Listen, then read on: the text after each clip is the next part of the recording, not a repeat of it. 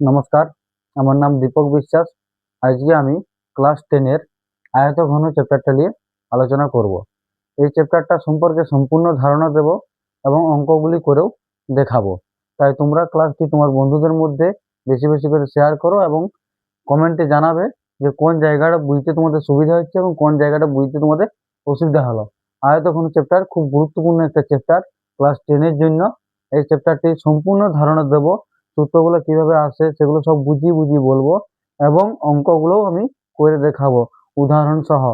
এবং এই চ্যাপ্টারের সম্পর্কে সম্পূর্ণ ধারণা দেবো। যখন প্রশ্নবিচিত্রা বেরাবে প্রশ্নবিচিত্রার সমাধান করেও আমি দেখাবো।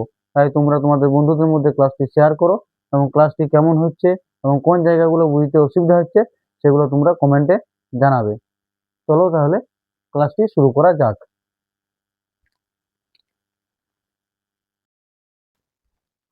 দেখো, আয়তঘন বোঝার আগে আমরা ঘনবস্তু সম্পর্কে জানবো। ঠিক আছে, ঘনবস্তু জিনিসটা কি? কারণ আয়তঘন একটা ঘনবস্তু, যেমন ইট। ঠিক আছে, তাহলে আমরা সেটা সম্পর্কে আগে ধারণা নিই, ঘনবস্তু সম্পর্কে। সেটার প্রথম একবার আমি শুরু থেকে বলছি যে ঘনবস্তু জিনিসটা কি, সেগুলো বোঝার জন্য আবার যে জিনিসগুলো জানা দরকার আমি সেগুলোও বলছি। তারপরে আমি ঘনবস্তু চ্যাপ্টারটা আয়তঘন চ্যাপ্টারটা নিয়ে আসছি। আগে ঘনবস্তু সম্পর্কে তোমাদেরকে ধারণা দিই। দেখো, আমি যদি একটা ফুটকি আঁকি, কি আঁকলাম? ফুটকি। আমরা এটা কি বলি? বিন্দু। ধরো এটা পি নাম দিলাম, এটা একটা কি বলে? বিন্দু বটে।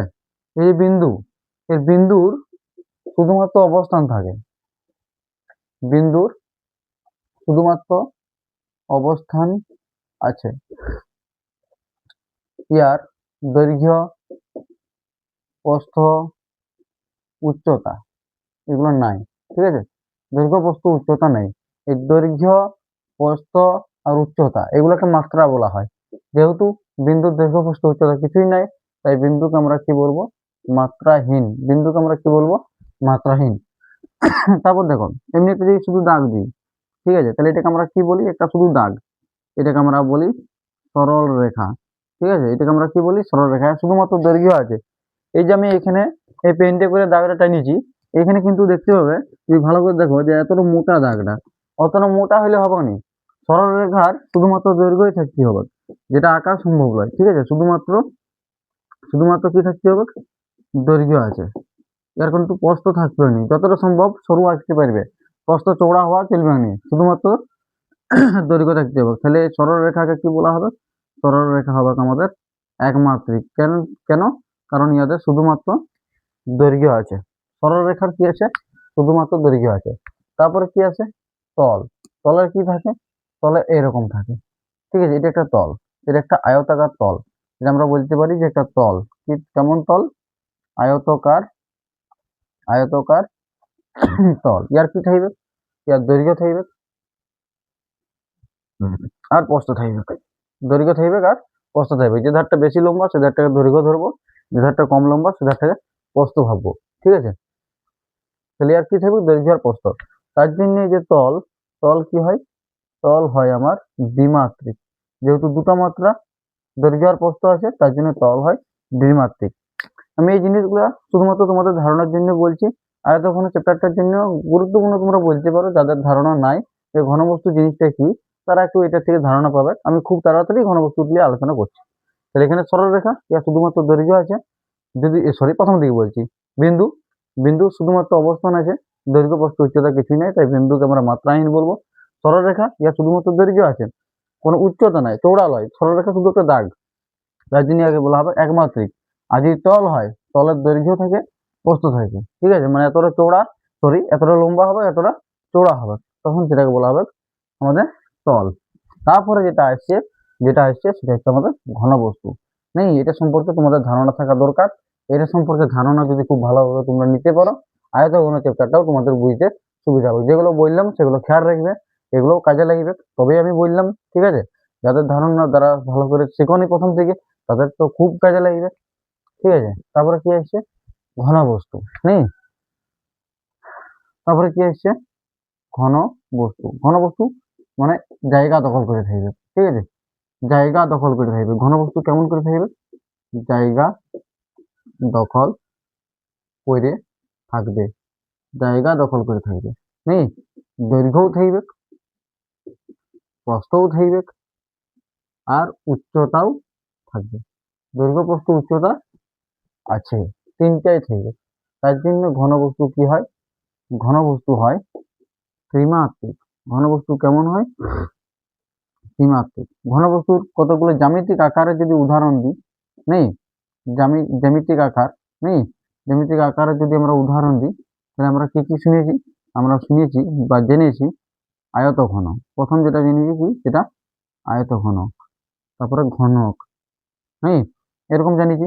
গোলক, নেই হ্যাঁ গোলক, হ্যাঁ পিরামিড, পিরামিড নেই প্রিজম ইত্যাদি। ঠিক আছে, এগুলো আমরা জেনেছি। এগুলো বিশেষ বিশেষ ঘনবস্তু। এগুলো একটা বিশেষ বিশেষ ঘনবস্তু। গোলক, পিরামিড, প্রিজম, আয়তঘন, ঘনক, এগুলো সবই হচ্ছে আমাদের এটা বিশেষ বিশেষ ঘনবস্তু। ঘনবস্তু দুই রকমের হয়, সুষম ঘনবস্তু, অসম ঘনবস্তু। যেগুলো নির্দিষ্ট জ্যামিতিক আকার আকৃতি থাকে সেগুলোকে আমরা সুষম ঘনবস্তু বলি, যেমন এইগুলো আয়তঘনক, ঘনক, গোলক, পিরামিড পড়ে। আর যেগুলো নির্দিষ্ট আকার আকৃতি থাকে না, যেমন একটা পাথরের টুকরা, সেগুলো এমনি অসম ঘনবস্তু হয়। ঠিক আছে, আর যদি উদাহরণ দাও তাহলে বলতে পারো ইট। ইট একটা আয়তঘনক। হ্যাঁ, তারপরে তোমার মার্বেল বলতে পারো।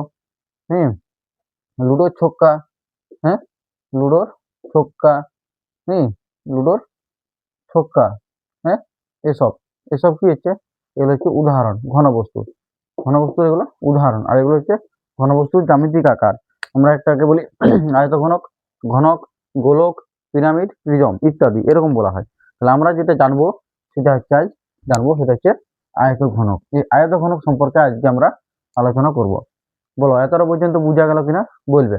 আমি কি কি বললাম? বিন্দু বললাম, যার শুধুমাত্র অবস্থান আছে, দৈর্ঘ্য প্রস্থ উচ্চতা কিছুই নেই, তাই বিন্দু হচ্ছে মাত্রাহীন। তারপরে বললাম সরলরেখা, শুধুমাত্র দৈর্ঘ্য আছে, তার জন্য সরলরেখা হয় একমাত্রিক। আর তারপরে বললাম তল, তলের দৈর্ঘ্য প্রস্থ থাকে, তার জন্য তল হয় দ্বিমাত্রিক। আর এই যে ঘনবস্তু, এর দৈর্ঘ্য আছে, প্রস্থও আছে, উচ্চতাও আছে, তার জন্য ইয়াকে বলা হয় ত্রিমাত্রিক। ঠিক আছে, ইয়ার জ্যামিতিক আকারগুলো কেমন? আয়তঘনক, ঘনক, গোলক, পিরামিড, প্রিজম এরকম আছে। তাহলে আজকে আমরা যেটা শিখবো বা আমরা যেটা নিয়ে আলোচনা করব, ক্লাস 10-এ যেটা আছে সেটা হচ্ছে আয়তঘনক। এই আয়তঘনক বা সমকোণী চৌপল। ঠিক আছে, আয়তঘনক বা আমরা বলতে পারি সমকোণী চৌপল। তার উদাহরণ হচ্ছে ইট, নেই সমকোণী চৌপল। আয়তঘনক বা সমকোণী চৌপল, এটা সম্পর্কে আজকে আমরা জানবো। ঠিক আছে, চলো তাহলে ক্লাসটি শুরু করি। তোমরা বন্ধুদের মধ্যে ক্লাসটি শেয়ার করো এবং কমেন্টে জানাবে ক্লাসটি কেমন হয়েছে।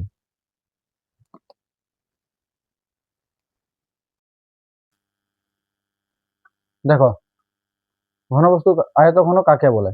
যে সমস্ত ঘনবস্তুর প্রতিটি তল আয়তাকার এবং বিপরীত তলগুলির দৈর্ঘ্য প্রস্থ সমান এবং সন্নিহিত তলগুলি পরস্পরের উপর লম্ব, তাকে সমকোণী চৌপল বা আয়তঘনক বলে। ঠিক আছে, তাকে সমকোণী চৌপল বা আয়তঘনক বলে। আমি একটা আয়তঘনক ছবি এখানে এঁকেছি। হ্যাঁ, এটা ধরনের নাম দিচ্ছি এ বি সি ডি, এর একটা তল।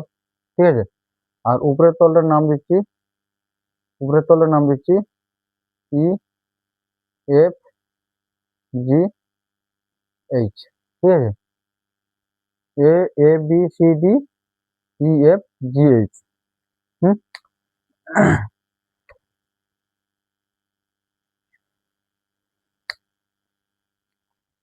ইয়ার উদাহরণ যদি বলি, উদাহরণ কি হবে? ইট হবে, নেই আয়তকার ভূমি বিশিষ্ট বাক্স হবে, হ্যাঁ এরকম ইত্যাদি।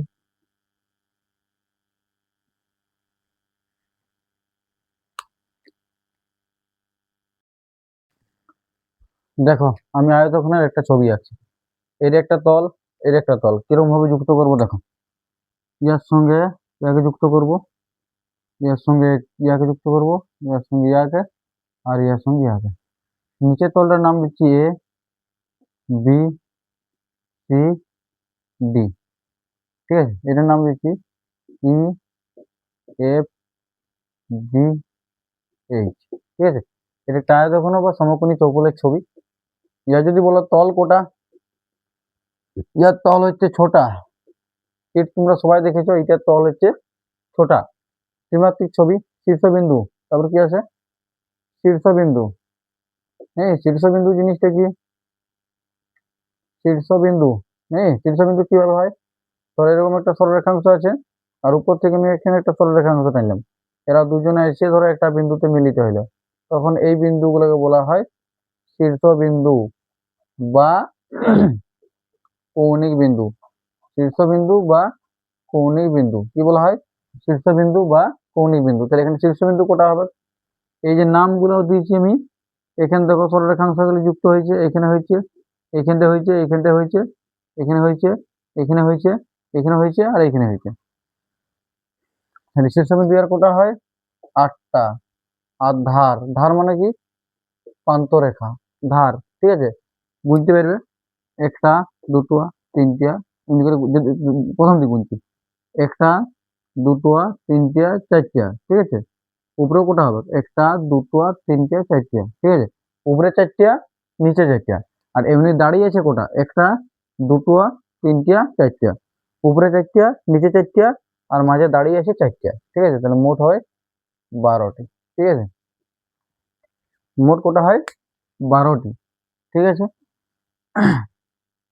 মোট হয় 12টি। এইখানে যদি আমরা এইটাকে দৈর্ঘ্য বলি, নেই, তাহলে এইটাকে বলবো প্রস্থ, ঠিক আছে। আর এইটাকে বলবো উচ্চতা, ঠিক আছে। এর দৈর্ঘ্য, প্রস্থ, উচ্চতা তিনটেই আছে। মানে তোমরা এরকমটা ভাবো, এরকম একটা লম্বা করছি, বুঝলে, এরকম একটা সোজা আছে, নেই, আর এরকম ভাবে একটা আছে, নেই, ঠিক আছে। এইটাকে ভাববো আমরা, এটা যদি দৈর্ঘ্য বলি, এটাকে বলবো প্রস্থ, নেই, হ্যাঁ। তাহলে এটাও হবে আমার দৈর্ঘ্য, এটা প্রস্থ। যে তলটা আছে, নিচের যে তলটা এরকম ভাবে আছে, তো তলটা, নেই, তলটা কিরকম কিরকম ভাবে আছে, এরকম ভাবে আছে, এরকম ভাবে যদি তলটা ধরি, হ্যাঁ, এটা দৈর্ঘ্য, এটাও দৈর্ঘ্য হবে, এটা প্রস্থ হলে এটাও প্রস্থ হবে। আর যেটা সোজা সোজা দাঁড়িয়েছে যেগুলো, সেগুলো হচ্ছে আমাদের উচ্চতা। তাহলে এর দৈর্ঘ্য, প্রস্থ আর উচ্চতা তিনটা জিনিসই থাকে। তার জন্য ঘন বস্তুগুলোকে আমরা কি বলি? ত্রিমাত্রিক বলি, ঠিক আছে। এইখানে ইয়ার উচ্চতা হচ্ছে বিই বলতে পারো, ঠিক আছে। দৈর্ঘ্যটাকে ডিসি বলতে পারো, আর প্রস্থটাকে এডি বলতে পারো। এটা বোঝা গেল কিনা বলবে। দেখো, আয়তঘন যে আমরা করছি, ইয়ার দৈর্ঘ্য, প্রস্থ, উচ্চতা সম্পর্কে তোমাদের সম্পূর্ণ ধারণা থাকা দরকার, যে কোনটা দৈর্ঘ্য, কোনটা প্রস্থ, কোনটা উচ্চতা, কোনটা কর্ণ, ঠিক আছে। তাহলে এই যে ছবিটা আমি আঁকিয়েছি, আর একটু ভালোভাবে আঁকার চেষ্টা আমি করেছি, ঠিক আছে। তাহলে এ বি সি ডি, ঠিক আছে। এই যে আয়তঘনটা আঁকিয়েছি, এই আয়তঘন যেটা আঁকিয়েছি, আয়তঘন, ঠিক আছে, এই যে আঁকিয়েছি আয়তঘন, ইয়ার তল, ধার আর শীর্ষবিন্দু তো বললাম আমি। এর ভূমি কোনটা? ইয়ার ভূমি হচ্ছে এ বি সি ডি, মানে একটা আয়তকার তল এরকম, নেই, এ বি সি ডি, এ বি সি ডি। এই যে ভূমি এ বি সি ডি, ভূমির তল, তল একটা আয়তকার তল। তাহলে ইয়ার কি থাকে? এর দৈর্ঘ্য থাকে। এর দৈর্ঘ্য কত? দৈর্ঘ্য কোনটা আমরা বলবো? এই লম্বা ধারটা হচ্ছে আমাদের দৈর্ঘ্য। আর এটাকে আমরা যদি বলি প্রস্থ, তাহলে এখানে প্রস্থ কোনটা হবে? প্রস্থ হচ্ছে বিসি, ঠিক আছে। এই যে আমি আয়তঘনটা এঁকেছি, ইয়ার যে তলটা, সেটার নাম দিচ্ছি আমি এ বি সি ডি। এটা আয়তকার তল, ঠিক আছে। এর ভূমি এ বি সি ডি, এর দৈর্ঘ্য হচ্ছে এ বি, প্রস্থ হচ্ছে বিসি। এবার তোমরা ভাবো যে বি এর থেকে একটা সোজা দাগ উঠে আছে, হ্যাঁ, এখানে আঁকা যাবে না। এই দেখো, বি এর থেকে সোজা একটা দাগ উঠিয়েছে, আমি এখানটা কি নাম দিয়েছিলাম? আগেরগুলো তোমরা দেখবে ই নাম দিয়েছিলাম। তাহলে এই যে ইটা হচ্ছে ইয়ার উচ্চতা। ইয়ার উচ্চতা কোনটা হচ্ছে? সরি, ইটা লয়, মানে বি থেকে ই, বি থেকে ই হচ্ছে ইয়ার উচ্চতা। বি থেকে ই হচ্ছে ইয়ার উচ্চতা, বি থেকে ই হচ্ছে ইয়ার উচ্চতা। আর যদি ইয়ার কর্ণ দেখতে চাও, বি থেকে ই হচ্ছে ইয়ার একটা উচ্চতা।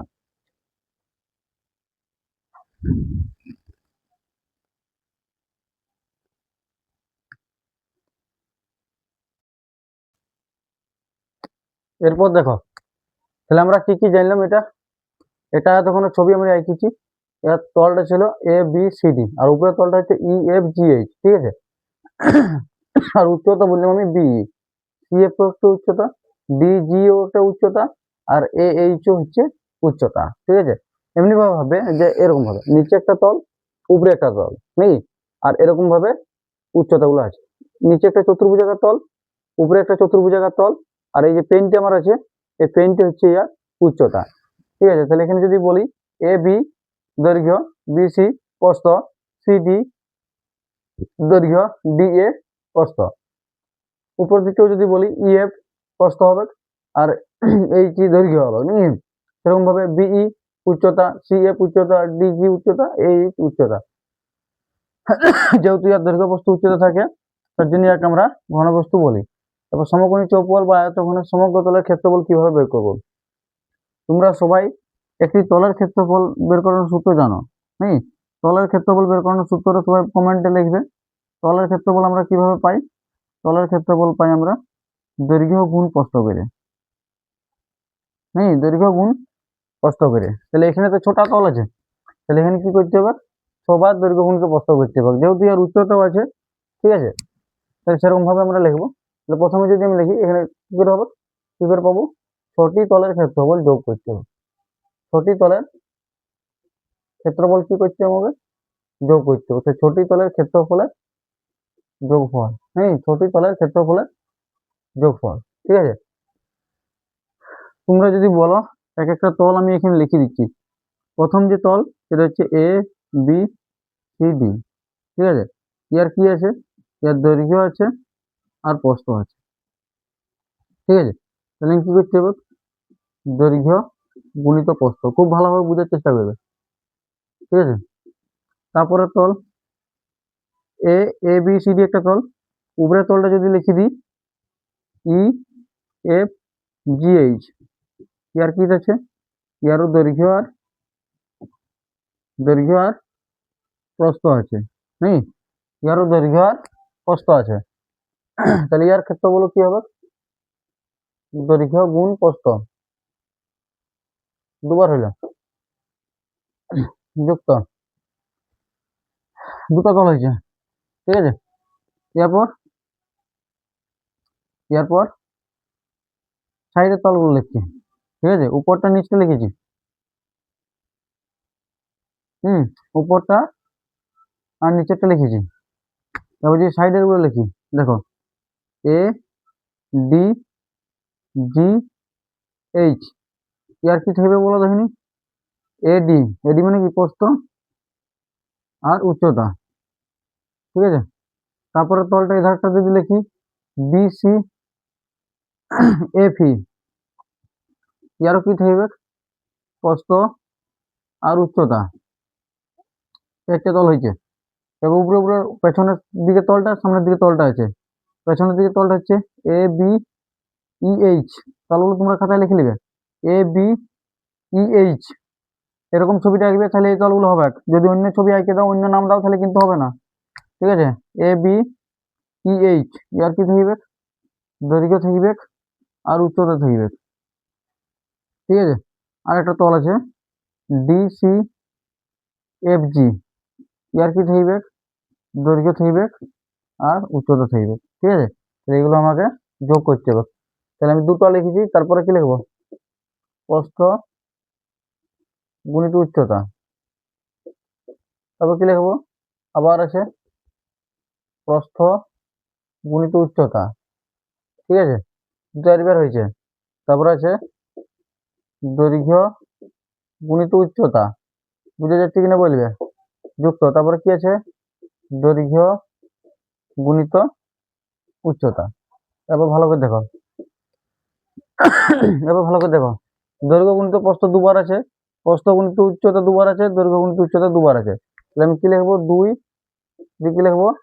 দৈর্ঘ্য গুণিত প্রস্থ, দুটো দুবার করে আছে, দুইটা কমন নিলাম, যুক্ত প্রস্থ গুণিত উচ্চতা যুক্ত দৈর্ঘ্য গুণিত উচ্চতা।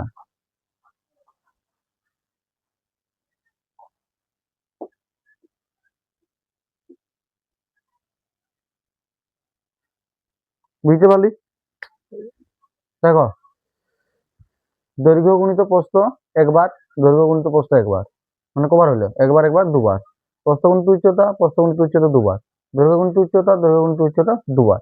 তাহলে আমি দুইটা বাইরে লিখলাম, যে এখানে ভিতরে তিনবার লিখেছি। ঠিক আছে, এটাই হচ্ছে সমগ্র তলের উচ্চতা বের করানোর সূত্র। তোমাদের বইয়ে দেখবে এটা লেখা আছে, তোমরা হয়তো বুঝতে পারোনি, বা তোমরা যাদের কাছে পড়ো তারা হয়তো তোমাদেরকে এটা বলেনি। এরকম ভাবে এই সূত্রটা আছে। যদি আমরা এটা, এই যে দৈর্ঘ্য এবি, প্রস্থ বিসি আর উচ্চতা বি, এটা দিয়ে যদি লিখি, তাহলে সূত্রটা কিরকম আসবে সেটাও আমি লিখে দিচ্ছি। নেই, তাহলে দুই দিয়ে কি লিখবো, দৈর্ঘ্য এবি হলে এবি গুণিত প্রস্থ, প্রস্থ কত বিসি, ঠিক আছে, যুক্ত প্রস্থ হচ্ছে বিসি গুণিত উচ্চতা হচ্ছে বিই, ঠিক আছে, যুক্ত যুক্ত দৈর্ঘ্য হচ্ছে আমার এবি, উচ্চতা হচ্ছে আমার বিই। কে কে বুঝতে পারলে বলো। এটা হচ্ছে সমগ্র তলের উচ্চতা, সমগ্র তলের ক্ষেত্রফল বের করানোর সূত্র। যেহেতু আয়তঘনক ছোটা তল থাকবে, ছোটা তলই আমি লিখেছি। তলগুলো আরেকবার পড়ে দিচ্ছি আমি যদি বুঝে জানা যাচ্ছে তোমরা বলবে। আমি তলগুলো পড়ছি। প্রথম তল এ বি সি ডি, এর দৈর্ঘ্য আর প্রস্থ থাকে। দ্বিতীয় তল ই এফ জি এইচ, দৈর্ঘ্য আর প্রস্থ আছে। তৃতীয় তল এ ডি জি এইচ, প্রস্থ উচ্চতা। চতুর্থ তল বি সি এফ ই, প্রস্থ উচ্চতা। এ ডি ই এইচ, দৈর্ঘ্য উচ্চতা। ডি সি এফ জি, দৈর্ঘ্য উচ্চতা। তাহলে এইটা আমি ছবার যোগ করেছি। যেহেতু সবগুলো দুবার করে আছে, এটা দুবার আছে, এটা দুবার আছে, এটা দুবার আছে, দুই কমন লিখেছি, ভিতরে তিনবার লিখেছি। আর তারপরে এইখানে আমি এই যে দৈর্ঘ্য এবি, প্রস্থ বিসি আর উচ্চতা বি দিয়ে লিখেছি, সেই হিসাবে আমি এই সূত্রটা লিখেছি। একে বুঝতে পারলে কমেন্টে জানাও, এবং ক্লাসটি কেমন হয়েছে তাও তোমরা জানাবে, বুঝা গেল কিনা বলবে। যদি কোনো এখনো পর্যন্ত কোনো যদি ডাউট থাকে সেটা তোমরা কমেন্টে জানাও, আমি সেটি আরো পরিষ্কারভাবে বলবো। ঠিক আছে, এই সূত্রটা কি তোমরা বুঝতে পারলে? সূত্রটা তোমরা ভালো করে মনে রাখবে। ঠিক আছে, সূত্রটা আমি যদি ঠিক আছে, সূত্রটা এখানে বুঝে যাচ্ছি তো, পরিষ্কারভাবে বুঝে যাচ্ছে কিনা তাও তোমরা কমেন্টে জানাবে। দেখো, আমি একটা অঙ্ক লিখেছি। কি বলেছে, যে আয়ত ঘনকার বাক্সের দৈর্ঘ্য 15 সেমি, প্রস্থ 12 সেমি এবং উচ্চতা 20 সেমি, তার সমকতলের ক্ষেত্রফল বের করো। ঠিক আছে, তার সমকতলের ক্ষেত্রফল বের করো। তাহলে এই ছবিটাতে যদি আমি এখানে আঁকি, তাহলে দেখো কিরকম ছবিটা হয়। দৈর্ঘ্য কত বলেছে, 15 সেমি। দৈর্ঘ্য কত, 15 সেমি। প্রস্থ কত, 12 সেমি। এখানে কত লিখবো, 12 সেমি। ঠিক আছে, আর উচ্চতা আমার বলেছে 20 সেমি। ঠিক আছে, দৈর্ঘ্য বলেছে 15 সেমি, প্রস্থ বলেছে 12 সেমি, আর উচ্চতা বলেছে 20 সেমি। আর একটা মনে রাখবে, যে আমরা যেহেতু ক্ষেত্রফল বের করছি, কি বের করছি আমরা, ক্ষেত্রফল। তাহলে ইয়ার একক কিন্তু বর্গ সেমি, বর্গ মিটার নেই, এরকমই হবে। ঠিক আছে, তোমরা ভাবো না যে এটা আয়ত ঘন, ঠিক আছে, ক্ষেত্রফলটা ঘন মিটার হয়ে যাবে। ক্ষেত্রফল কিন্তু বর্গ মিটারই থাকবে। ক্ষেত্রফল আমাদের ঘন মিটারই, ক্ষেত্রফল আমাদের বর্গ মিটার, বর্গ সেমি এসবই থাকবে। যেহেতু এখানে সেমি দিয়ে আছে, তাহলে ক্ষেত্রফলটা আমার হবে বর্গ সেমি। আর যদি আয়তন বলতে হোক, আয়তনের সময় কি হয়, আয়তন বের করতে গেলে আমাদের কি করতে হয়, আয়তন আমাদের যদি বের করতে হয় তাহলে আমাদের কি করতে হবে, দৈর্ঘ্য গুণ প্রস্থ গুণ উচ্চতা, এটা তিনবার গুণ করতে হয়। মানে যে এককগুলো থাকে, এককগুলো কি হয়, সেমি গুণ সেমি গুণ সেমি, মানে তিনবার সেমি গুণ করতে হয়। তখন এটা কি হয়ে যায়, সেমি কিউ এমনি বললে। আর নাহলে আমরা তোমরা বলতে পারো যে ঘন সেমি। যখন আয়তন বের করতে হলো তখন কিন্তু এককটা ঘন সেমি হবে, না হলে কিন্তু এককটা বর্গ মিটারই, বর্গ সেমি এসবই হবে। তাহলে ইয়ার যদি আমরা সমকতলের ক্ষেত্রফল বের করতে চাই, তাহলে আমাদেরকে কি করতে হবে, সূত্রটা আমি ডাইরেক্ট যদি বস করাই, সূত্র আমার কি ছিল, যে 2 গুণিত, যে প্রথম বন্ধনীর ভিতরে দৈর্ঘ্য গুণ প্রস্থ, যুক্ত প্রস্থ গুণ উচ্চতা, হ্যাঁ, যুক্ত দৈর্ঘ্য গুণ উচ্চতা। নিজের মতো করে মনে রাখবে। যেভাবে আমি সূত্রটা প্রতিষ্ঠা করলাম সেভাবে তোমরা যদি পড়ো বা বুঝো যে সূত্রটা কিভাবে আসছে, তাহলে তোমাদেরকে ভাবতে হবে না, মনে রাখতে হবে না তোমাদেরকে। তোমরা এটা খেয়াল রাখবে, 2 গুণিতটা কিভাবে আসছে সেটা যদি তোমরা বুঝতে পেরেছো, আমার মনে হয় আমার ক্লাসটা ঠিক মতোই হচ্ছে। দেখো, তোমরা কমেন্টে জানাবে যে এটা সূত্রটা বুঝতে পারলে কিনা বলবে। আমি খুব ভালোভাবেই সূত্রটা বোঝাবার চেষ্টা করেছি, তাও তোমরা বুঝতে পারছো কিনা অবশ্যই বলবে, কারণ তোমাদের বক্তব্যটাই আমার কাছে গুরুত্বপূর্ণ। ঠিক আছে, তাহলে 2 গুণিত এখানে কি, দৈর্ঘ্য গুণিত প্রস্থ, প্রস্থ গুণিত উচ্চতা, আর দৈর্ঘ্য গুণিত উচ্চতা, এটা দুবার করে হবে। মানে দৈর্ঘ্য গুণিত প্রস্থ দুবার হবে, প্রস্থ গুণিত উচ্চতা দুবার হবে, আর দৈর্ঘ্য গুণিত উচ্চতা দুবার হবে, কারণ ছোটা তল আছে। এখানে আমরা তিনটা তলের দেখো, এটা একটা তলের ক্ষেত্রফল, এটা একটা তলের ক্ষেত্রফল, এটা একটা তলের ক্ষেত্রফল, এটাকে 2 দিয়ে গুণ করা আছে। ঠিক আছে, তাহলে এখানে তোমরা মানগুলো বসে করে দিলে তোমরা উত্তর পাই যাবে। ঠিক আছে, তাহলে এখানে কত হবে, দৈর্ঘ্য আমার আছে 15, গুণিত প্রস্থ আছে আমার 12। ঠিক আছে, তারপরে এগুলো যার বুঝতে অসুবিধা হবে সে দ্বিতীয় বন্ধনী দিয়ে লিখবে। ঠিক আছে, তারপরে 12 গুণ 20 নেই, যুক্ত 15 গুণ 20। ঠিক আছে, হ্যাঁ বোঝা গেছে। এর একক কি হবে, ঘন সেমি। আর তোমরা সবাই এর ক্যালকুলেশন অবশ্যই করতে পারবে, তাহলে আমি আর ক্যালকুলেশনটা করছি না। ঠিক আছে, 15 গুণিত 12 গুণ করবে, এটা গুণ করবে, এটা গুণ করবে, হ্যাঁ যে তিনটে যোগ করবে, যে তাকে 2 দিয়ে গুণ করে দেবে। একক কি হবে, সরি সরি সরি, একক কি হবে এটা খেয়াল রাখবে, একক কি হবে আমাদের বর্গ সেমি। একক কি হবে, বর্গ সেমি। বুঝাতে পারলাম? হ্যাঁ, দেখো খেয়াল রাখবে, ক্ষেত্রফলের একক, ক্ষেত্রফলের যেহেতু দৈর্ঘ্য গুণ প্রস্থ হয়, হ্যাঁ দৈর্ঘ্য গুণ প্রস্থ হয়, তাই সবসময় ক্ষেত্রফলের একক কিন্তু বর্গ সেমি হয়। ঠিক আছে, এটা একটু খেয়াল রাখতে হবে। ঠিক আছে, আর আয়তন যদি আমরা বের করতে যাই, তখন আমার একক কি হবে, ঘন সেমি। ঠিক আছে, এই ভুলগুলি কোনো দিন তোমরা করো না। ঠিক আছে, একটু মাথা ঠান্ডা রেখে করবে, এই ভুল তোমাদের হবে নাই। একটু খেয়াল রাখবে যে ক্ষেত্রফলের একক বর্গ সেমি, আয়তনের একক ঘন সেমি। আশা করছি ক্লাসটি বোঝা যাচ্ছে। তোমার বন্ধুদের মধ্যে ক্লাসটি বেশি বেশি করে শেয়ার করো এবং কমেন্টে জানাবে কোন জায়গাগুলো তোমাদের বুঝতে অসুবিধা হচ্ছে। চলো ক্লাসটি কন্টিনিউ করি।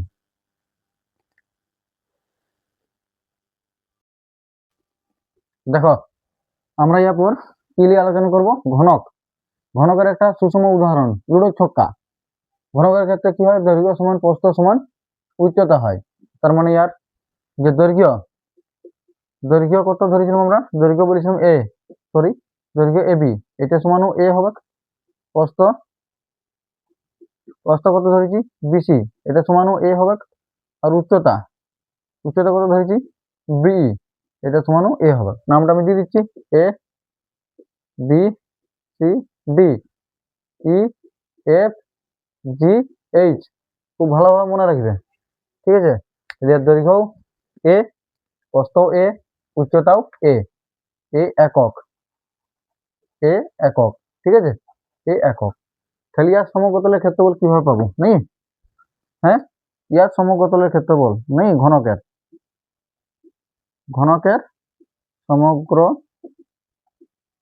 তলের ক্ষেত্রফল, ঘনকের সমকতলের ক্ষেত্রফল কিভাবে পাবো, আগেটা যেভাবে করলাম সেভাবেই করতে হবে।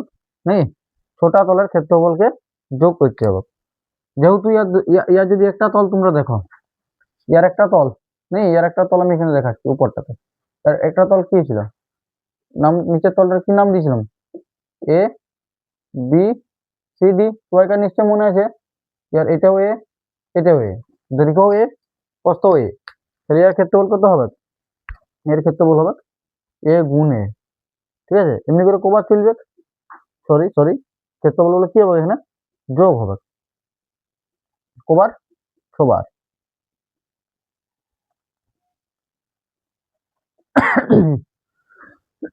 সরি, একবার, দুবার, তিনবার, চারবার, পাঁচবার, ছবার এর ক্ষেত্রফল গুলো যোগ হবে। এটার ক্ষেত্রে আমাকে একটু দেখতে হচ্ছিল, কারণ এর দৈর্ঘ্য প্রস্থ উচ্চতা আলাদা ছিল। এখানে তো আমার কিছু দেখতে পাবো না, সব তো এ, দৈর্ঘ্য এ, প্রস্থ এ, উচ্চতাও এ নেই। তাহলে এটা কি ছিল, দৈর্ঘ্য গুণিত প্রস্থ যুক্ত দৈর্ঘ্য গুণিত প্রস্থ দিয়ে প্রস্থ গুণিত উচ্চতা যুক্ত প্রস্থ গুণিত উচ্চতা, দৈর্ঘ্য গুণিত উচ্চতা যুক্ত দৈর্ঘ্য গুণিত উচ্চতা। ঠিক আছে, তাহলে এখানে দেখো সবার দৈর্ঘ্য গুণিত প্রস্থ করতে হবে। তোমরা দৈর্ঘ্য গুণিত প্রস্থই বলবে। আর একটা এইটা মনে রাখছে যে দৈর্ঘ্য প্রস্থ উচ্চতা সমান, ইয়ার দৈর্ঘ্য প্রস্থ উচ্চতা তিনটাই সমান। ঠিক আছে, তাহলে আমার কি হচ্ছে দেখো, এ গুণ করলে সবাই জানি স্কোয়ার, এ গুণ করলে স্কোয়ার, এমনি করে কবার হবে বলো, কমেন্ট করো। একবার, দুবার, তিনবার, চারবার, পাঁচবার, ছবার হবে। তাহলে এর ক্ষেত্রফল কি দাঁড়াবে, 6 স্কোয়ার। আর এর একক কি হবে, যেহেতু এখানে আমি একক লিখেছিলাম, এখানে আমি কি লিখবো, বর্গ একক। খুব সুন্দরভাবে তোমরা বুঝতে পারছো আমি আশা করছি। ইয়ার ক্ষেত্রফল যেমন সূত্র, ইয়ার ক্ষেত্রফল সেম সূত্র। ইয়ার দৈর্ঘ্য প্রস্থ উচ্চতা আলাদা, যেহেতু এটা ঘনক, ঠিক আছে। এটা একটা কি বলে তল, এটা বর্গাকার, এটা বর্গাকার তল, নিচের তলটা, ঠিক আছে। যেহেতু ঘনক, ইয়ার প্রতিটি তল হবে বর্গাকার, যেহেতু এটা আয়ত ঘনক, এর প্রতিটি তল হবে আয়তকার, ঠিক আছে। তাহলে ঘনকের সমকতলের ক্ষেত্রফল সূত্র কি দাঁড়ালো? 6 স্কয়ার বর্গ একক। বুঝা গেল? তোমরা বন্ধুদের মধ্যে বেশি বেশি করে ক্লাসটি শেয়ার করো, ঠিক আছে। এবং ক্লাসটি কেমন হচ্ছে তা তোমরা অবশ্যই কমেন্টে জানাও।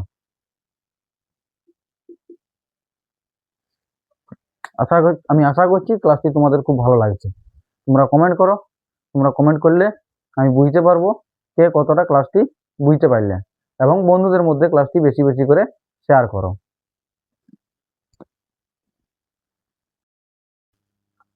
ঘনকের সমকতলের একটি অঙ্ক করে আমি দেখাচ্ছি। বলছি যে ঘনকের একটি বাহু দৈর্ঘ্য 12 সেমি, তার মানে দৈর্ঘ্য প্রস্থ উচ্চতা তিনটে 12 সেমি, সেই ঘনকটি চারপাশে রঙিন কাগজ দিয়ে মুড়বো। প্রতিটি তল, এই তলটাও রঙিন কাগজ দেবো, এটাকেও রঙিন কাগজ দেবো, এইটাকেও ভিতরটাকে লয়। ক্ষেত্রফল মানে এই যে আমি বোর্ডে লিখছি, তার ক্ষেত্রফল মানে এইটা শুধু, এই মাঝের জায়গাটা, ঠিক আছে। এটা একটা কি, এটা একটা আয়তকার তল। এই যে তলগুলোকে, সেগুলোকে আমরা রঙিন কাগজ দিয়ে মুড়বো। ভিতরটা সঙ্গে সঙ্গে নাই, তলগুলোকে আমরা, উপরের তলগুলোকে মানে রঙিন কাগজ দিয়ে মুড়বো। রঙিন কাগজ দিয়ে মুড়তে আমাদের হচ্ছে কত বর্গ সেমি, এখানে দেওয়া বলেইছে কত বর্গ সেমি রঙিন কাগজ বের লাগবে।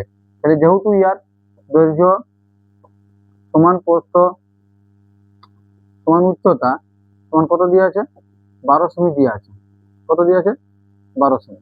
তাহলে এর সমগ্র তলের ক্ষেত্রফল কি হবে? সমগ্র তলের ক্ষেত্রফল, এই সমগ্র তলের ক্ষেত্রফল হবে আমার, তোমরা সূত্রটা ডাইরেক্ট প্রয়োগ করবে। সূত্রটা কি জানি আমরা? 6 গুণিত স্কয়ার, 6 গুণিত স্কয়ার বর্গ সেমি। এখানে 6 গুণিত 12, 12 স্কয়ার, 6 গুণিত 12 বড় 144 বর্গ সেমি। 6 4 24 4 হাতে 2,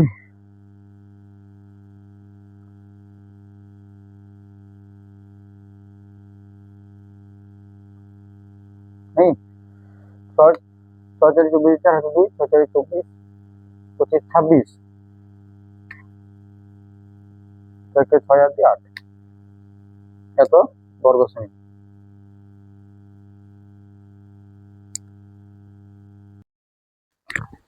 দেখো আরেকটি অঙ্ক করে আমি দেখাচ্ছি।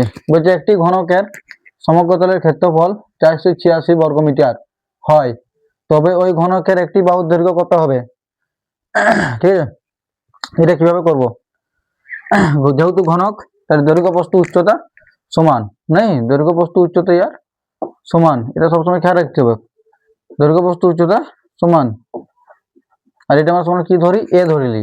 এখানে আমরা কি লিখবো? যে ধরি ঘনকটির বাহুর দৈর্ঘ্য, ঘনকটির বাহুর দৈর্ঘ্য সমান এ মিটার। এখানে এ মিটার কেন লিখলাম? যেহেতু ক্ষেত্রফলটা বর্গ মিটারে দিয়ে আছে। তাহলে সমগ্র তলের ক্ষেত্রফল কি হয়? সমগ্র তলের ক্ষেত্রফল কি হবে? সমগ্র তলের ক্ষেত্রফল হবে 6 স্কয়ার বর্গ মিটার, এটা আমরা সবাই জানি। আর যেহেতু এখানে দিয়ে আছে 486 বর্গ মিটার ঘনকটার ক্ষেত্রফল, তাহলে কি লিখবো? শর্তানুসারে 6 গুণিত স্কয়ার সমান 486। তাহলে বা এখান থেকে স্কয়ারের মান বের করবো, 486, এটা এদিকে গেলে ভাগ হয়, ঠিক আছে। বা গুণ আছে এদিকে গেলে, বা দিকে গেলে, সরি বাম দিক থেকে, এটা বাম পক্ষ, এটা বাম দিক, সরি এটা বাম পক্ষ, আর এটাকে আমরা বলি ডান পক্ষ। তাহলে 6 দিয়ে ভাগ করো, 6 টা 48, 6 কে 6, বা এ সমান হবে √81 সমান কি হয়? প্লাস মাইনাস 981, 6 টা 48, 6 কে 6, 981, ঠিক আছে। হ্যাঁ, তাহলে এর উত্তর কত হবে? উত্তর কি হবে? বাহু কি হবে? বাহুর দৈর্ঘ্য হবে প্লাস 9 মিটার, কারণ এখানে বাহুর দৈর্ঘ্য নেগেটিভ হয়নি, নেই বাহুর দৈর্ঘ্য ঋণাত্মক হয় না, ঋণাত্মক হয় না, যেহেতু বাহুর দৈর্ঘ্য তাই এটা ঋণাত্মক হবে না, ধনাত্মক হবে। নেই 9 মিটার, বাহুর দৈর্ঘ্য কত বেরোলো ঘনকটার 9 মিটার। ঠিক আছে, এই অঙ্কটা বুঝতে পারলে। ক্লাসটি কেমন হচ্ছে তা তোমরা কমেন্টে জানাও। কোষে দেখিটাও আমি আজ করে দেখাবো, যতগুলো সম্ভব অঙ্ক করে দেখানোর চেষ্টা করব। আগে থিওরিটা সম্পর্কে তোমাদেরকে ধারণা দিই, কারণ অঙ্কগুলো সম্পর্কে যদি ধারণা না থাকে তোমাদের, তোমরা কোনো মতেই অঙ্কগুলো করতে পারবে না। তাই খুব ভালোভাবে আগে অঙ্কগুলো সম্পর্কে ধারণা নাও। ধারণাটাই আসল জিনিস। যে ধারণার অঙ্কগুলো বুঝতে পারবে তার কোষে দিকেটা করতে কোনো অসুবিধা হবে না। আসল জিনিস এটাই যে আমি একটা ধারণা দিচ্ছি, তার প্রয়োগ করে দেখাচ্ছি। ক্লাসটি তোমরা শেয়ার করো এবং কেমন হচ্ছে ক্লাসটি সেটা তোমরা জানাও, এবং কমেন্ট করো যে ক্লাসটিতে কোন কোন জায়গাগুলো বুঝতে তোমাদের অসুবিধা হচ্ছে, এবং পরবর্তী ক্লাস তোমরা কোন টপিকের উপরে চাও। আমি এখানে কোষে দেখিগুলোও করে দেখাবো এবং রায়মার্টিনের প্রশ্নবিচিত্রাও তোমাদের সামনে তুলে ধরবো, আর তোমাদের এবিটিএ টেস্ট পেপারও এখানে করানো হবে। তাই তোমরা বেশি বেশি করে ক্লাসটি শেয়ার করো এবং আমাকে সাপোর্ট করো, এবং বলো যে ক্লাসটি কেমন হচ্ছে। ধারণাগুলো তোমাদের মধ্যে আমি তোমাদের মধ্যে আমি ধারণাগুলো দিতে পারছি তোমাদেরকে, যে তোমাদের ক্লাসটি বুঝতে সুবিধা হচ্ছে। যদি সুবিধা হচ্ছে তাও তোমরা জানাও, আর যদি বলো যে আমাদের অসুবিধা হচ্ছে, তো কোন কোন জায়গাগুলো তোমাদের অসুবিধা হচ্ছে তাও তোমরা কমেন্টের মাধ্যমে জানাও, এবং ক্লাসটি কেমন হচ্ছে তা তোমরা অবশ্যই জানাবে। ঠিক আছে,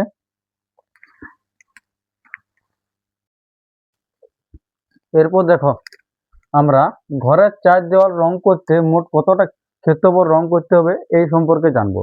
মানে ধরো আমি একটা রুমে টিউশন পড়াই, সেই রুমটার চার দেওয়াল রং করব। মানে তোমরা যেখানে বসো সেটা হচ্ছে মেঝে, আর তার উপরে যেটা থাকে সেটা হচ্ছে ছাদ।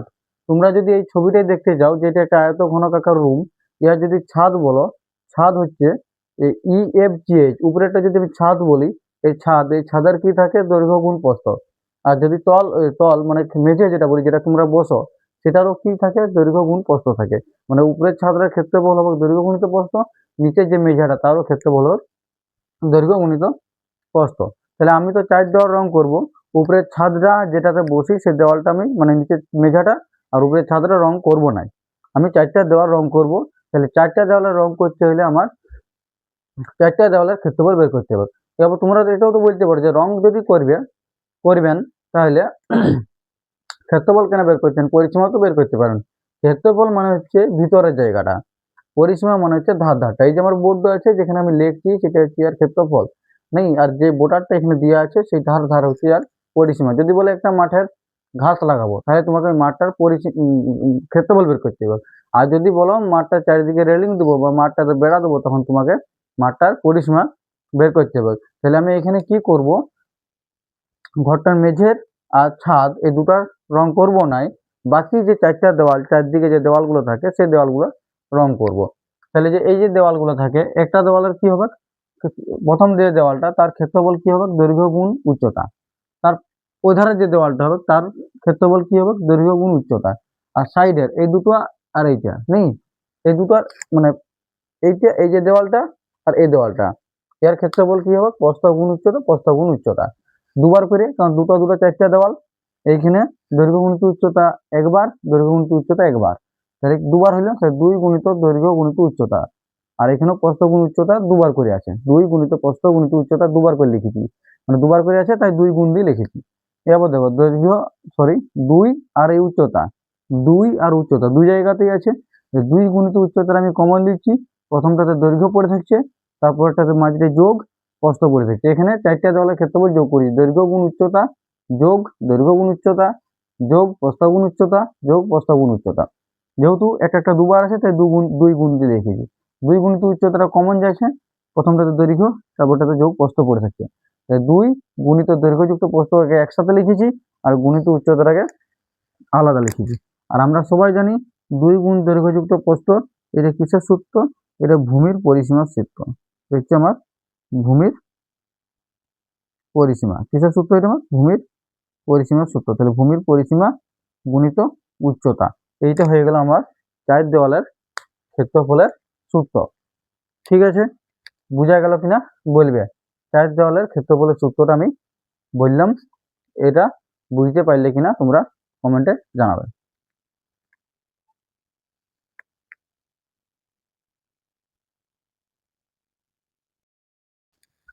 এরপর দেখো একটা অঙ্ক করছি আমি, বলছি আমরা যে ঘরে বসে পড়ছি সেই ঘরের দৈর্ঘ্য 7 মিটার, প্রস্থ 5 মিটার এবং উচ্চতা 4 মিটার। ঘরটার 4 দেওয়ালের ক্ষেত্রফল কত হবে? ঠিক আছে, ঘরটার 4 দেওয়ালের ক্ষেত্রফল আমরা বের করছি। আমি সূত্রটা কি লিখেছিলাম? 2 গুণ দৈর্ঘ্য গুণিত উচ্চতা, হ্যাঁ, যুক্ত একসাথে 2 গুণ প্রস্থ গুণিত উচ্চতা। তোমরা এখানেও সূত্রটাতে বস করে দিতে পারো, বা এটার থেকে যদি তোমরা কমন নাও তাহলে কি দাঁড়াবে? 2 গুণ দৈর্ঘ্য যুক্ত প্রস্থ, হ্যাঁ, 2 গুণ দৈর্ঘ্য যুক্ত প্রস্থ গুণিত উচ্চতা। হ্যাঁ, প্রথমে তো এই সূত্রটা লিখেছিলাম, এখানে 2 আছে, এখানে উচ্চতা আছে, এখানে 2 আছে, এখানে উচ্চতা আছে, এটা কমন লিখলাম। 2 গুণিত উচ্চতা কমন, আর ব্র্যাকেটের মধ্যে দৈর্ঘ্যযুক্ত প্রস্থটা পড়ে আছে। ঠিক আছে, তাহলে আমরা এখানে মান বস করে দিচ্ছি। 2 গুণ দৈর্ঘ্য কত 7, প্রস্থ কত 5, গুণ উচ্চতা কত? উচ্চতা আমার 4। এর একক কি হবে? যেহেতু মিটার আছে সেক্ষেত্রে এখানে হবে আমাদের বর্গ মিটার। ঠিক আছে, তাহলে এটা কি দাঁড়ালো? 2 গুণ 7 এর পাশে 12 গুণ 4, হ্যাঁ, মানে 96, হ্যাঁ, 96 বর্গ মিটার। এটা সোজা অঙ্ক আমি তোমাদের সামনে করে দেখালাম। এখানেও তোমরা মান বস করতে পারো। তোমরা যদি বলো আমরা এরকম করবো নি, আমরা এটাতেই মান বস করবো, 2 গুণ দৈর্ঘ্য গুণ উচ্চতা যুক্ত 2 গুণ প্রস্থ গুণ উচ্চতা, তাও করতে পারো।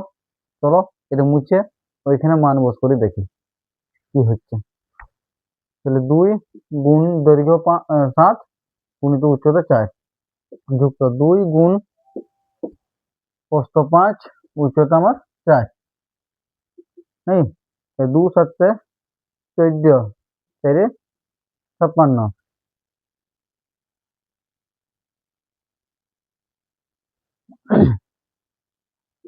যুক্ত 2 5 10, 4 40, নেই, এখানে মাইটাই যোগ আছে, আর এর এককটা আমি দিদি বর্গ মিটার।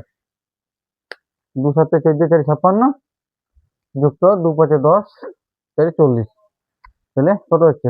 6 5 4 9, 96 বর্গ মিটার। যেটা খুশি তোমরা করতে পারো।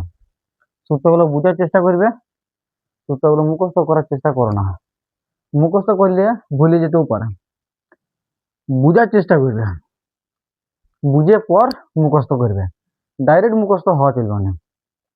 আমার অঙ্কগুলো করতে অসুবিধা হবে না, আমি সূত্রগুলো জানি কোন সূত্রে কিভাবে আসছে, কারণ আমি তোমাদের সামনে সূত্রগুলো প্রতিষ্ঠা করে দেখাতে পারছি, সেই ক্ষমতাটা আমার মধ্যে আছে। যে সূত্রগুলো এরকম ভাবে আসছে, তারপর আমি সেই সূত্রটা এখানে যে সূত্রটা প্রয়োগ করে দেখালাম, আমি সূত্রটা জানি এটাই সেরকম ভাবে সূত্রটা আছে, আমি এরকম ভাবে সূত্রটা প্রয়োগ করব। তাই তোমাদেরকে জানতে হবে যে সূত্রটা কিভাবে আসছে, তারপরে মুখস্থ অবশ্যই করবে। কারণ আগে সূত্রটা কিভাবে আসছে সেটা জানে নাও, তারপরে মুখস্থ করো। ঠিক আছে, তোমরা সব অঙ্ক নিজের থেকে করতে পারবে। ঠিক আছে,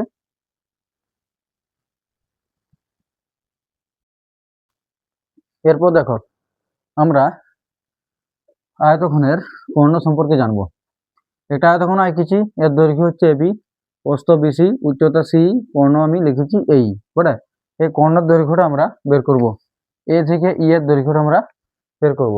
এটা জানার আগে, এটা বের করানোর আগে আমরা একটা সূত্র মনে করব। ধরো আমরা এখানে একটা সমকোণী ত্রিভুজ আঁকছি, ঠিক আছে, এটা এখানে একটা বর্গক্ষেত্র আঁকছি, আর এখানে একটা বর্গক্ষেত্র আঁকছি, মানে এটা উচ্চতা তার সমান দৈর্ঘ্যের বর্গক্ষেত্র, আর এটা ভূমি তার সমান দৈর্ঘ্যের একটা মাপলে বর্গক্ষেত্র এগিয়ে।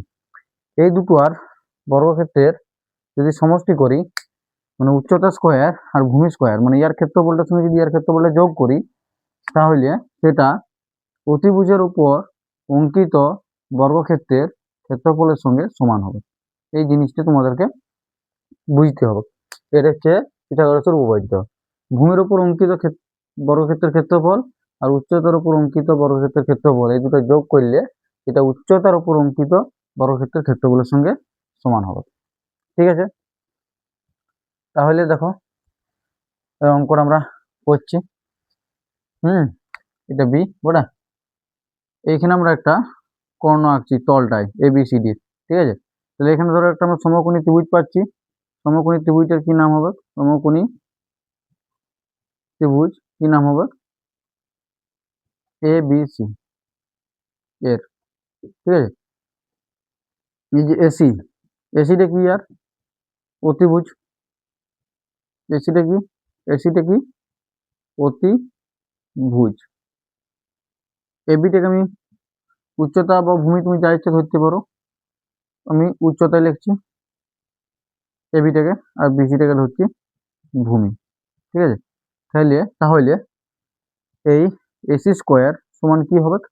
এসি স্কোয়ার সমান হবে ভূমি স্কোয়ার প্লাস উচ্চতা স্কোয়ার এত বর্গ একক। এখানে বর্গ একক হচ্ছে কারণ হলো ক্ষেত্রফল যোগ হচ্ছে, ঠিক আছে।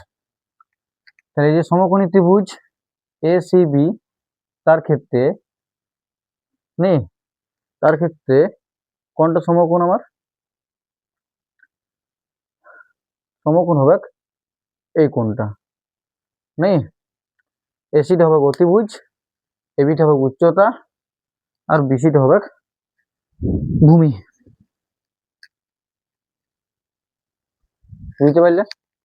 এখানে এই কোণটা হচ্ছে আমার সমকোণ। কোন কোণটা? ABCটা হচ্ছে আমার এখানে 90 ডিগ্রি, যেহেতু আয়তক্ষেত্র বা আয়তকার তল, আর তলগুলো একে অপরের সঙ্গে, আমি আগে বলেছিলাম যে সন্নিহিত তলগুলো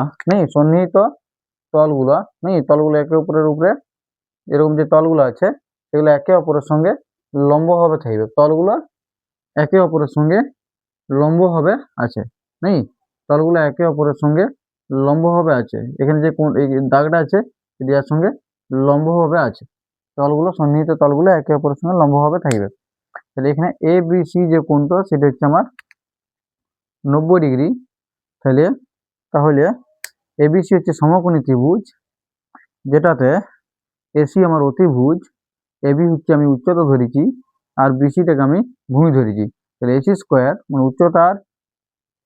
অতিভুজের উপর অঙ্কিত বর্গক্ষেত্রের যে ক্ষেত্রফলটা, সেইটা ভূমির উপর অঙ্কিত বর্গক্ষেত্রের ক্ষেত্রফল যুক্ত উচ্চতার উপর অঙ্কিত বর্গক্ষেত্রের ক্ষেত্রফলের সঙ্গে সমান হবে। এই দুটোর যোগফলের সঙ্গে সমান হবে এত বর্গ একক। এতটা পর্যন্ত বুঝতে পারছো কিনা বলবে? অতটা পর্যন্ত বুঝা গেল? এরপর দেখো সমকোণী ত্রিভুজ ACE এর ক্ষেত্রে কোন ত্রিভুজটা? এই যে এইটা আমি এখানে আঁকে দেখাচ্ছি ACE, মানে এরকম ভাবে আছে, তোমরা একটু খেয়াল করবে, এরকম ভাবে আছে। এটা A আছে, এটা C আছে, আর এটা E আছে, আর এইটা ডটেড লাইনটা নেই। তাহলে এইখানে এটা আমার ডটেড লাইনটা ছিল। তাহলে এইখানে আমার এইটা হচ্ছে আমার অতিভুজ, এইটা হচ্ছে আমার ভূমি বলতে পারো, আর এটা আমার উচ্চতা, তাহলে এখানে হচ্ছে 90 ডিগ্রি, ঠিক আছে। তাহলে এক্ষেত্রে আমরা কি লিখবো? এই স্কোয়ার ইজ ইকুয়াল টু কি লিখবো? এসি স্কোয়ার যুক্ত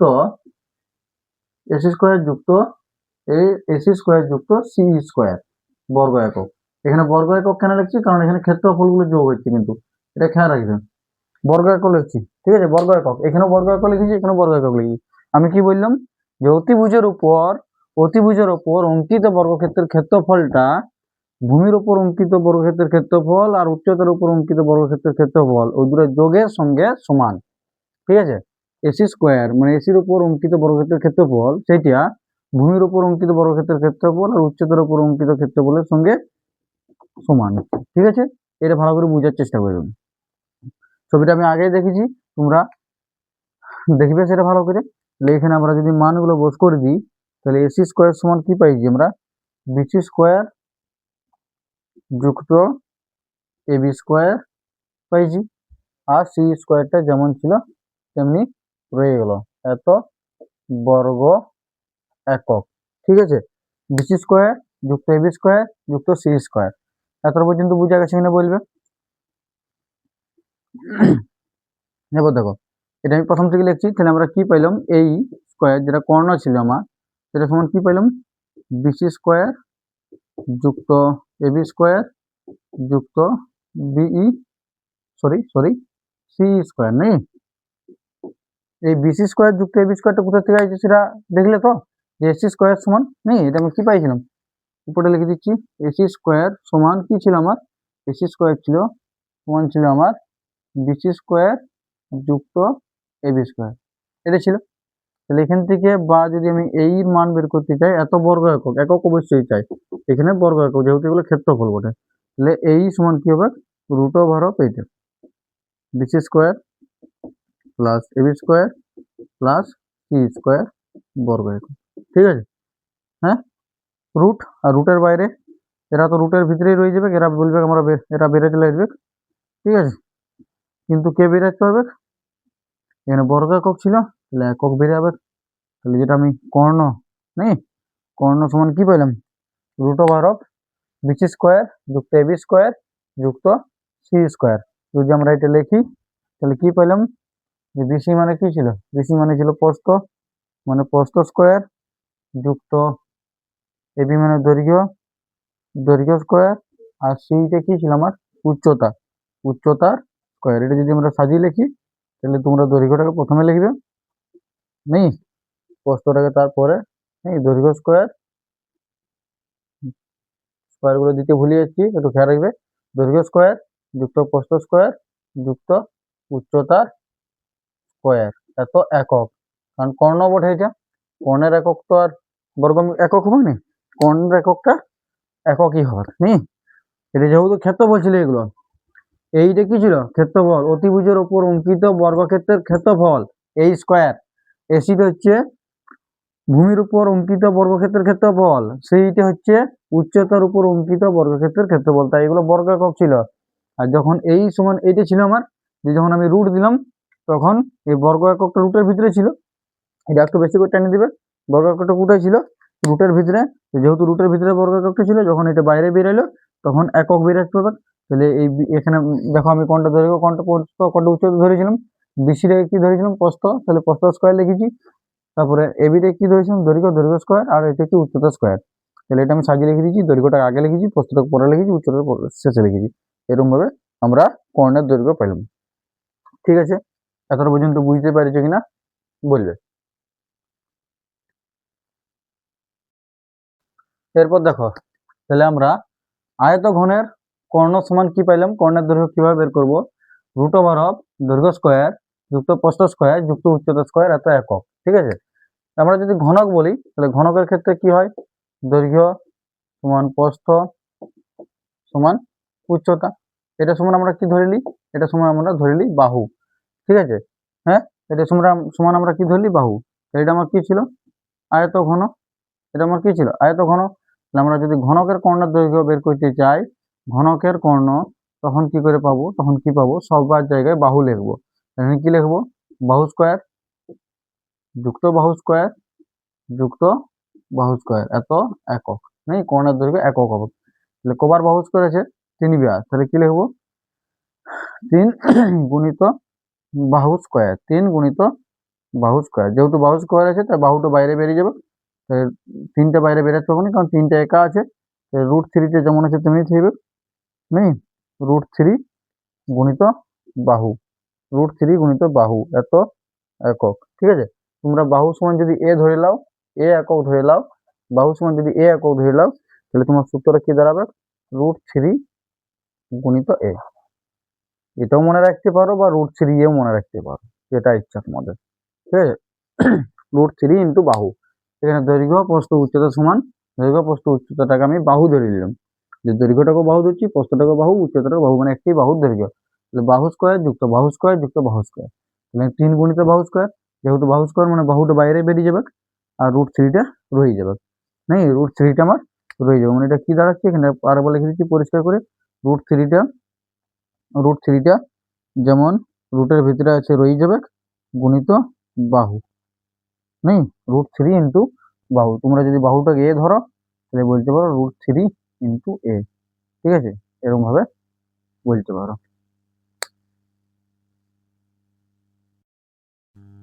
এরপর আমরা আয়তঘনকের আয়তন আয়তন সম্পর্কে জানব।